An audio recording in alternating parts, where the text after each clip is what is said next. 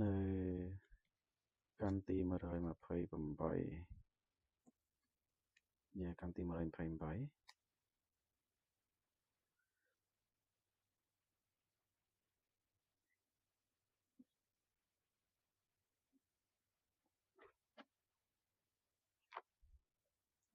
អូខេយើងបន្តការអានរបស់យើងទៀត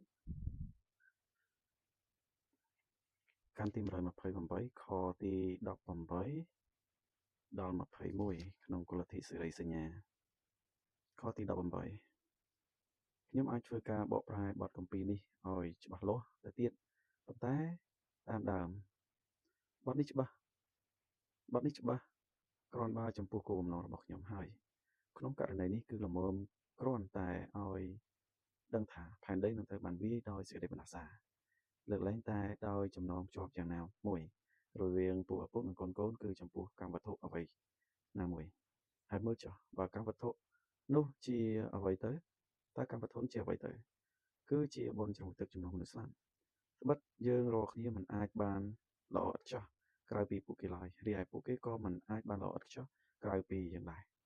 ទាំងពួកគេនិងពួកយើងមិនអាចបានល្អឥតខ្ចោះក្រៅពីអស់អ្នកដែលស្លាប់នៅក្នុងដំណឹងល្អឡើយត្បិតជាការចាំបាច់ក្នុងការចាប់ផ្ដើមនៅគ្រាកាន់កាប់ទុក្ខតានៃពេលពេញទំកំណត់ជាគ្រាកាន់កាប់ត្រួតត្រាដែលកំពុងតែចាប់ផ្ដើមនៅពេលឥឡូវនេះប្រយោជន៍ឲ្យការរួបរวมនិងការជាប់គ្នាទាំងមូលនិងពេញលេញនិងល្អឥតខ្ចោះនៃការកាន់កាប់ត្រួតត្រានឹងកូនសោនិងអំណាចនិងស្រីល្អទាំងឡាយដែលកើតឡើងហើយបានបើសម្ដែងប្រាប់តាំងពីសម័យលោកអាដាមយើងស្គាល់ណាតើលោកអាដាមនិងនាងអេវ៉ារហូតមកដល់ពេលនេះហើយមិនតែប៉ុណ្ណោះសោតប៉ុន្តែពីការទាំងនោះផង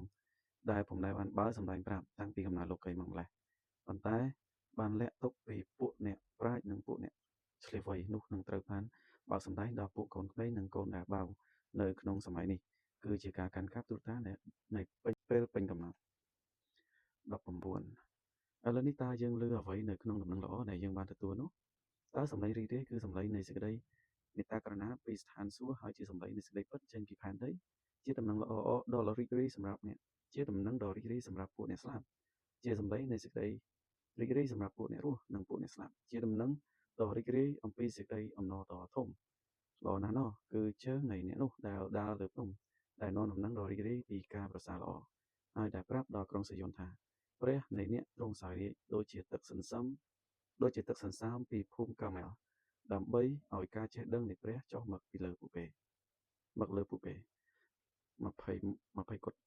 ហើយជាថ្មីទៀតតើយើងឮអ្វីគឺដំណឹងដ៏រីករាយពីភ្នំគូមារមរណ័យនៃទេវតាពីស្ថានសួគ៌ដែលប្រកាសប្រាប់ពីការបំពេញនៃពួកជាករីថាគម្ពីរនឹងត្រូវបានបើកសម្ដែងឲ្យឃើញគឺសម្លេងនៃព្រះម្ចាស់នៅក្នុងទីរោស្ថាននៃក្រុងហ្វាយ៉ាត់ឃុំសេនេកាដែលប្រកាសប្រាប់ពីសាក្សី3នាក់ដើម្បីធ្វើទីបន្តអំពីគម្ពីរគឺសម្លេងនៃមីកាល់នៅលើច្រាំងទន្លេសុសគីហាណាដែលដឹងថាជាអារក្សក្នុងការវាលេចមកជាទេវតានៃពន្លឺគឺសម្លេងនៃពេត្រុសយ៉ាកុបនិងយ៉ូហាននៅក្នុងទីរោស្ថានរវាងភូមិហាម៉ូនីឃុំសូហ្វីហាណានិងភូមិខូហ្វីលនិងឃុំរូមនៅលើទន្លេស៊ូគីហាណាដែលប្រកាសប្រាប់ថាខ្លួនជាអ្នកមានកូនសោទាំងឡាយនៃនគរហើយនៃគ្រាកាន់កាប់ត្រួតត្រានៃពេលពេញកំណត់21ហើយជាថ្មីទៀតគឺសម្លេងនៃព្រះម្ចាស់សម្លេងនៃព្រះនៅក្នុងបន្ទប់នៃលោកវិតមើជាឪពុកចាស់នៅភូមិហ្វាយ៉ាត់ឃុំសេនេកាហើយនៅពេលផ្សេងនិងកន្លែងផ្សេងតាមដំណើរនិងសេចក្តីទុក្ខវេទនាទាំងអស់នៃសន្និចារនៃព្រះគ្រីស្ទនៃពួកបរិសុទ្ធថ្ងៃចុងក្រោយនេះជាពួកបរិសុទ្ធថ្ងៃចុងក្រោយនេះហើយគឺសម្លេងនៃមីកាល់ជាមហាទេវតាគឺសម្លេងនៃកាព្រីយ៉លនិងនៃរ៉ាហ្វាយ៉លនៃពួកទេវតាផ្សេងទៀតគឺពីមីកាល់ឬអាដាមចុះមកដល់ពេលសព្វថ្ងៃនេះទាំងអស់គ្នាប្រកាសប្រាប់ពីការកាន់កាប់ត្រួតត្រារបស់ខ្លួនសិទ្ធិរបស់ខ្លួនកូនសោរបស់ខ្លួនកិត្តិយសរបស់ខ្លួនប្រធានភាពនិងសេរីល្អរបស់ខ្លួននិងអំណាចនៃបទចរិតភាពរបស់ខ្លួនដែលប្រាប់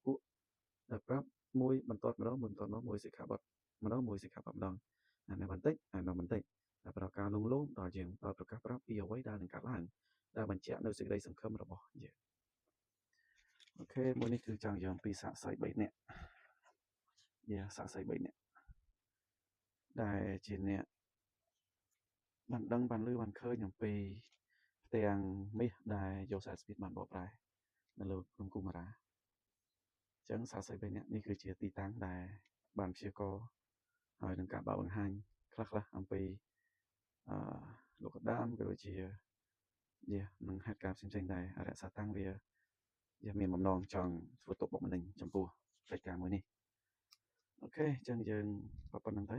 សម្រាប់យប់នេះស្អែកយើងអានតទៀតកុំអានទាំងអស់តែអានអស់នឹងអត់ទេអានស្អែកលើនេះអានអស់មកកណោងាយទេអូខេតែយើងអានចិត្តចប់ហើយ